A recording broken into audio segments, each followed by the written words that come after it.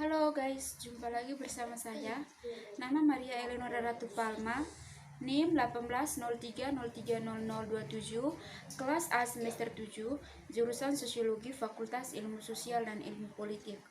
Baik, eh, pada kesempatan kali ini saya akan membuat video yang ke-8 dari mata kuliah Seminar dan Kajian Masalah-Masalah Sosial. Video ini saya buat berdasarkan buku yang saya review, itu berkaitan dengan kekuatan diskursif meme dalam budaya digital.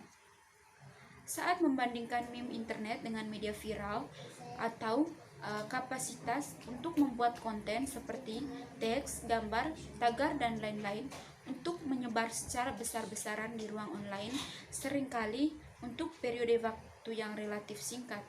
Kecenderungannya adalah untuk mengendalikan bahwa lembaga yang terlibat dalam produksi dan penyebaran bangsa meme internet dipandang sebagai atau dipandang secara kualitatif berbeda dari media viral. Biasanya perbedaan dijelaskan dengan penekanan pada cara di mana perubahan, imitasi, remix, modifikasi, dan lain-lain dirasakan, dan ini diartikulasikan sebagai asal mula perbedaan Schiffman dan ini menurut Schiffman pada 2011, di mana Schiffman, menurut para ahli yang bernama Schiffman 2011, dengan ringan dia membedakan antara viral dan dia menyebut video memetika dalam analisisnya tentang serangkaian video YouTube. Dia mendemarkasi viral sebagai klip yang menyebar ke massa melalui digital mekanisme dari mulut ke mulut tanpa perubahan signifikan. Dengan memetik video, Schiffman menegaskan bahwa sebuah struktur partisipasi yang berbeda menggabungkan dua mekanisme utama dalam kaitannya dengan video memetik asli, yaitu imitasi dan remix. Pada tahun 2011, halaman 190, Schiffman mengambil viral dan memetik dan menyamakannya dengan istilah media yang dapat disebar, tetapi mengakui bahwa istilah tersebut masih belum menghentikan beberapa kejelasan. Namun, dengan adanya atau dengan masuknya viral dan memetika di bawah media yang dapat disebarkan, menyarankan upaya untuk menyaring yang spesifik menuju general. Menyamakan media spreadable dengan turunannya adalah kontraproduktif karena melakukannya atau mengasumsikan keselarasan konseptual. Selanjutnya, untuk meminjam perspektif penting dari bidang sosial, linguistik, dan antropologi linguistik, Schiffman 2011 sebagai penekanan makna berubah menjadi tanda itu sendiri untuk membedakan viralitas dari memetik atau meme sebagai lawan dari tanda-tanda yang viral akan melibatkan perubahan pada tanda-tanda itu sendiri.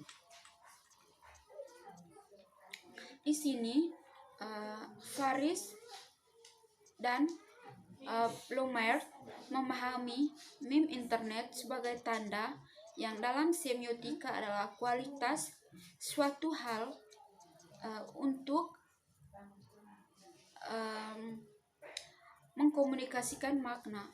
Inti dari argumen Faris dan Blomer adalah bahwa ketika mempertimbangkan kekuatan yang berkaitan dengan semiotika sosial, dalam hal ini proses pembuatan makna lintas kelompok dan masyarakat, perbedaan antara viral dan memetika kurang dapat dipertahankan daripada yang dipertimbangkan Jenkins atau Schiffman. Sebaliknya, argumen dari sosiolinguistik adalah bahwa untuk berbagi informasi tentang Facebook misalnya adalah bentuk re-intellectualization atau memaknai operasi communication penuh yang menuntut berbagai tingkat agensi dan kreativitas pengguna. Selain itu, Faris dan Bloemart menegaskan bahwa tindakan semacam itu melibatkan resemiotizetan yang menunjukkan bahwa setiap ekspresi tanda yang berulang-ulang selalu melibatkan seperangkat kondisi kontekstualisasi baru dan dengan demikian menghasilkan proses semiotik baru, dan ini memungkinkan mode dan sumber semiotik baru untuk terlibat dalam proses pengulangan. Selanjutnya mereka berpendapat bahwa postingan Facebook yang menghasilkan puluhan ribu reaksi tidak berarti setiap orang yang bereaksi benar-benar membaca postingan tersebut. Dengan demikian, yang utama kontra-argumen yang ditawarkan oleh Faris dan Bloemart berada dalam perspektif yakin bahwa sepotong konten media seperti selfie, video, atau gambar makro tidak perlu diubah dengan cara yang bisa diungkapkan oleh peneliti pada meme karena adanya proses reintekstualisasi. Secara eksplisit, meme tidak berbeda dengan komunitas budaya lainnya.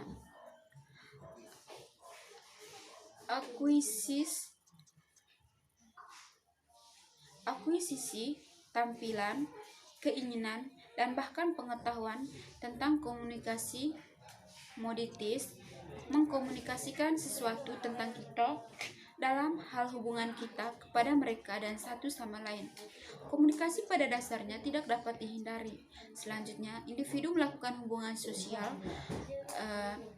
melalui meme karena individu diinterpelasi atau ditangani oleh sistem sosial mereka atau dengan cara mengidentifikasi diri mereka sendiri. Dengan demikian, individu menyuarakan pendapat, pandangan, dan lain-lain tentang suatu masalah dengan cara tertentu yang terkait pada praktik ideologi tertentu. Hal ini dikomunikasikan melalui konstruksi makna semiotik yang disengaja yang dapat dipahami satu sama lain untuk kelompok yang dirasakan oleh seseorang dalam struktur sosial itu sendiri secara rekursif dibentuk kembali melalui interaksi manusia dengan internet. Seperti yang dicatat oleh Richard Dawkins, awalnya mengusulkan istilah itu sebagai budaya wajar untuk gen, sementara istilah ini berguna untuk memahami budaya transmisi, budaya praktik, kepercayaan, adat istiadat, ekspresi, mode perilaku, isyarat nonverbal, dan lain-lain. Ini bermasalah ketika membahas mitra digital untuk akibat wajar budaya Dawkins, di mana pertama itu sangat penting untuk menyelidiki setidaknya pada tingkat awal yang merupakan budaya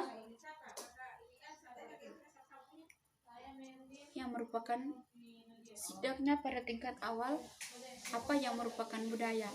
Selanjutnya, Raymond Williams pada tahun 1981 mengemukakan bahwa kata dasar budaya penghitungan mengacu pada pertanian, budidaya tanaman untuk menopang kehidupan manusia. Memang, untuk memahami budaya, bahkan dari titik yang paling kritis, pandangan membutuhkan pengakuan bahwa aspek eksistensial dari spesies seperti manusia memerlukan cara atau metode untuk mempertahankan sendiri dan melakukannya dengan andal dan sistematis. Jadi ketika kita berbicara tentang budaya tandingan, budaya pop, budaya massa, budaya hibrida, budaya,